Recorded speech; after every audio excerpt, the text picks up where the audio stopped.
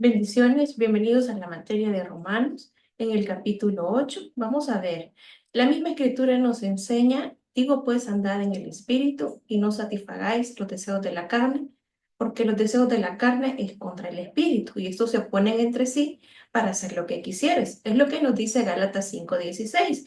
Pero en el capítulo 8 de Romanos encontramos que debemos nosotros vivir de acuerdo al espíritu. Y es lo que vamos a compartir este día, capítulo 8, Romanos, viviendo en el Espíritu. Este capítulo nos enseña que la vida en el Espíritu pareciera ser que existiera una discusión completa entre la carne. El apóstol Pablo nos habla sobre la nueva vida en el Espíritu y también incluye algunos aspectos bien importantes en nosotros. Por ejemplo, la liberación, la adopción, la esperanza, la intercesión, el cuidado que nosotros debemos tener, pero también la seguridad. Los versículos 1 al 2 nos hablan que la nueva vida en el Espíritu nos trae a nosotros liberación. ¿Liberación de qué? De una vieja servidumbre al pecado. Y recordemos que en la Escritura encontramos nosotros que estábamos muertos en nuestros delitos y pecados. Por ello, el apóstol Pablo lanza esta porción de su carta con una poderosa declaración de libertad. Y aquí está mencionándonos dos leyes. Por ejemplo, la ley del pecado y de la muerte, pero también la ley del espíritu. Es importante que nosotros estemos siempre cerca y recordemos que la ley del pecado y de la muerte está cerca, lista para desafiar todo deseo de querer hacer el bien. ¿Ha notado usted que cuando ha querido buscar del Señor es cuando más ataques probablemente tenga? Agobia hasta esclavizar a aquel que lucha para cumplir la ley de Dios, el deseo de querer agradar a Dios también. En algún momento las atracciones del mundo, las atracciones del pecado nos pueden llevar a evadir y no cumplir la ley de Dios. También le reduce la impotencia y le arranca el grito de desesperación de su corazón. Es decir, a veces, como dice el mismo apóstol Pablo, el mal que no quiero hacer, ese hago. Pareciera ser que nuestra inclinación, nuestra naturaleza, es siempre de continuo y de continuo hacer el mal, pero recordemos también que hay una ley del espíritu. ¿Qué es lo que hace la ley del espíritu? Cuando nosotros alimentamos el espíritu, lo que hace es quebrantar el dominio de la vieja ley del pecado y de la muerte. Todos somos sometidos, todos estamos sometidos, podemos ser atraídos hacia las cosas negativas, pero está en nosotros el recordar que hay una ley del espíritu, lo que hace por medio de Jesucristo es darnos libertad. Los versículos 3 y 4 nos hablan porque lo que era imposible para la ley. ¿Por qué imposible? Porque una persona puede estar cumpliendo la ley, pero no necesariamente es espiritual. Por cuanto era débil por la carne, Dios, enviando a su Hijo en semejanza de carne, de pecado y a causa del pecado, condenó al pecado en la carne para que la justicia de la ley se cumpliese en nosotros conforme a la carne, sino, no conforme a la carne, sino conforme al Espíritu. Entonces nos enseñan estos versículos que la ley, aunque fue dada por Dios, no puede proporcionar al hombre un poder moral para obedecer sus requerimientos. Hay ocasiones en las cuales nosotros buscamos los vacíos de la ley para poder decir, por esta parte puedo yo infringir. Por ejemplo, usted si es conductor, si un semáforo no hay cámara, probablemente va a decir, aquí no voy a ser grabado. Puedo hacer el cruce, puedo pasarme el semáforo en rojo porque no hay cámaras en este sector. El conocimiento de la ley no nos hace con un poder moralmente para obedecer esos reglamentos. Por el contrario, pero Dios actúa a favor del hombre pecador enviando a su Hijo, dando un remedio, dando una alternativa, y el modo en que Cristo viene se describe en semejanza de carne de pecado. No significa que Él vino como un pecador más, sino que Él vino más bien por el pecado como una ofrenda por el pecado, es decir, en sustitución de nuestros pecados. Y el versículo 4 nos enseña que Pablo, que los hombres investidos con el poder del Espíritu se salvan por guardar la ley. Él enseña que los requerimientos de Dios por la ley son ahora posibles para el hombre por medio del poder del Espíritu que mora en él. Por sí mismo no puede hacerse posible nada. Pero también, ¿qué aprendemos? Los que viven según la carne. ¿Qué hacen los que viven según la carne? ¿O qué hacemos? Incluyámonos nosotros. Piensan en las cosas de la carne, según dice el versículo 5. Pero también al ocuparnos de la carne, ¿qué es lo que trae a nosotros? Muerte. No se sujeta a la ley de Dios según el versículo 7 y no podemos agradar a Dios si nosotros vivimos según la carne. Pero ¿cómo viven los que viven según el Espíritu? Piensan en las cosas del Espíritu.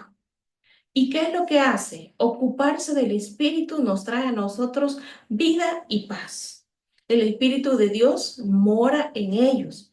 El cuerpo está muerto a causa del pecado, el Espíritu vive a causa de la justicia y también tiene una esperanza de resurrección. ¿Es fácil vivir conforme a la carne? Por supuesto que es fácil.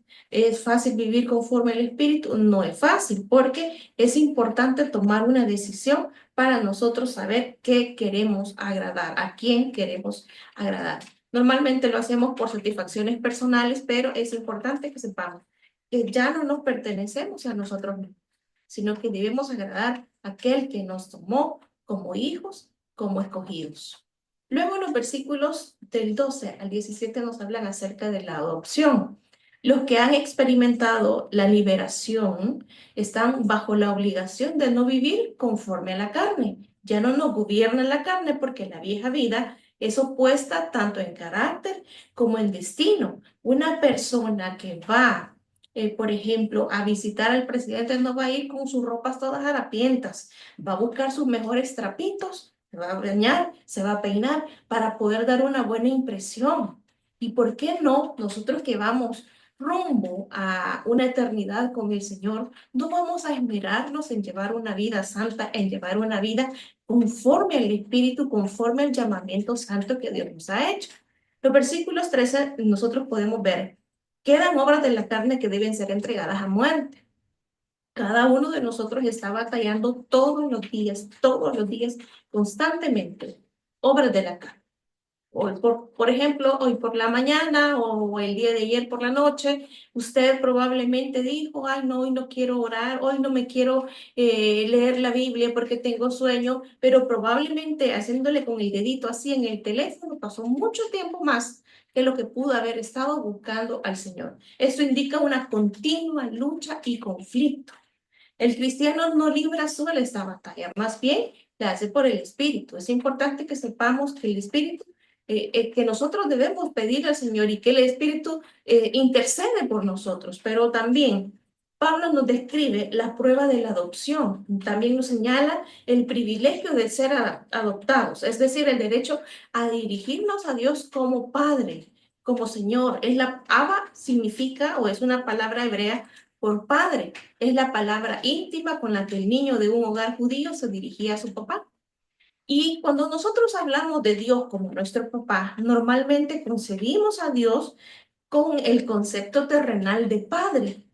Y si mi papá, personalmente, yo con mi papá tuve una relación pues ya mayor, quizás hubo un tiempo donde no nos preocupábamos el uno por el otro por comunicarnos, y como no había ese interés mutuo de poder comunicarnos, probablemente esa concepción de padre es la que yo tenía de Dios.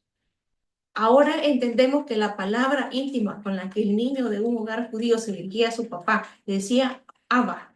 Entonces vemos que el Espíritu de Dios nos hace hijos, nos da otro concepto. Probablemente nosotros estamos equivocados con relación al concepto de padre, pero la Escritura nos enseña que después de adoptarnos, después de habernos escogido, después de haber nosotros liberado de la esclavitud, debemos de reconocer a ese Dios como Padre, como ese Dios amoroso. Si nosotros siendo malos sabemos dar buenas dádivas, ¿cuánto más nuestro Padre? Cuánto más ese Dios amoroso que ha permitido y ha dado, pues ha ofrecido a su Hijo unigénito para que cada uno de nosotros que nos acercamos podamos también tener respuesta. Pero en los versículos 18 al 25 nos hablan de esperanza. Pablo ha presentado el pensamiento de la participación del cristiano en los sufrimientos y en la gloria de Cristo. El Evangelio no es un lecho de rosas, es un hecho que debemos padecer incluso algunos sufrimientos, pero este padecimiento debe ser por la obra de Dios. Y esto sugiere el tema del pasaje presente, es decir, la relación entre el sufrimiento y la gloria en la experiencia cristiana. ¿Podemos sufrir nosotros porque alguien nos dijo mentirosos? Probablemente lo merezcamos, pero no estamos sufriendo por el Evangelio. En este versículo nosotros tenemos la más grande declaración acerca de la esperanza que se encuentra en el Nuevo Testamento. También el apóstol Pablo describe la participación de la creación tanto en la esclavitud del hombre como en su esperanza de redención.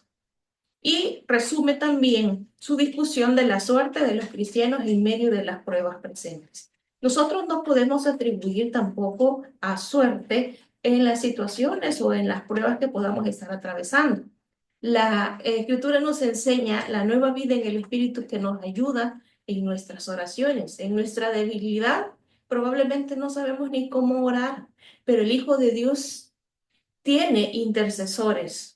Cristo intercede por los creyentes, el Espíritu Santo intercede dentro de ellos en la tierra. Tenemos dos intercesores. El Espíritu intercede por nosotros, como dice la Escritura, con gemidos que no se pueden articular.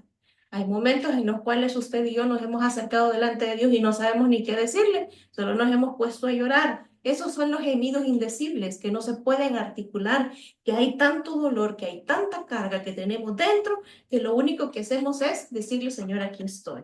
La carga de la oración solamente puede expresarse por medio de suspiros inarticulados. El Espíritu, no obstante, comprende el significado. Primero, porque la Escritura nos dice que antes que nosotros clamemos, Él nos va a responder. Él ya sabe qué cosas nosotros le estamos pidiendo. Por lo tanto, el Espíritu, no obstante, comprende el significado de nuestros suspiros, de nuestras lágrimas, y a través de ello aboga, intercede por nuestra causa también ante el Padre. Luego, el cuidado, los versículos 28 al 30, no dice que todas las cosas nos ayudan a bien, a todos. El pasaje especifica para quiénes es esta promesa. A los que aman a Dios. Usted ama al Señor, todas las cosas le ayudan a bien. Nada se sale del control de Dios. A los que conforme a sus propósitos son llamados. Hay un llamamiento santo para cada uno de nosotros. Fuimos traídos a esa tierra con un propósito para poder extender el reino de Dios sobre la tierra. No para sufrir, no para ver violencia, no para ver una familia desintegrarse, no para ver injusticias en nuestro entorno. Fuimos llamados con propósitos eternos. Los que aman a Dios, todas las cosas les ayudan a bien. Y cuando dice la palabra todas, es todas. A los que conforme a su propósito son llamados. ¿Cuál es la meta suprema de Dios? Es hacernos semejantes a Cristo. La meta en esta tierra no es sernos exitosos y certificarnos en algunas cosas que pueden para nosotros darnos estatus o darnos un título importante, o que seamos reconocidos en, por ejemplo, en el foro mundial, que digan ahí viene el fulano de tal. No es ese el propósito de Dios al traernos a esta tierra. La meta suprema de Dios es que nos parezcamos más a Jesús.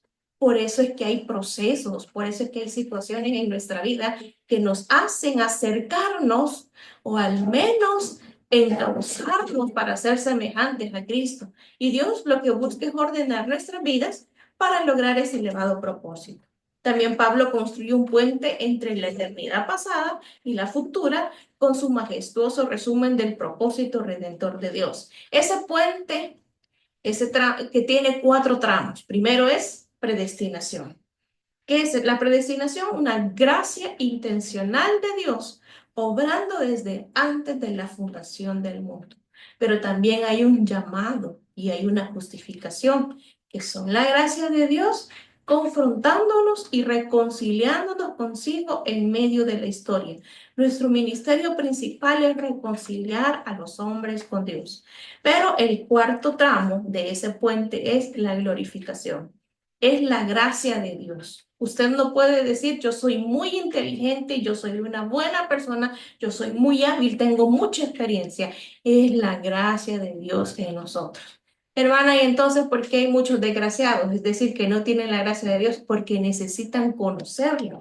porque necesitan ser llamados, necesitan ser justificados. Es la gracia de Dios en su triunfo final, el último día. Pablo contempla nuestra glorificación con Cristo como tan segura que la describe con un tiempo de verbo pasado, como que ya pasó, como si ya se hubiese realizado, creyendo por fe que eso es lo que ha de venir. Y finalmente, la seguridad. Predestinación, llamado, justificación y glorificación son palabras que lo que hacen es encierran los alcances del propósito redentor de Dios. Habiéndolos presentado en manera de escalones, Pablo pregunta, ¿qué pues diremos a esto?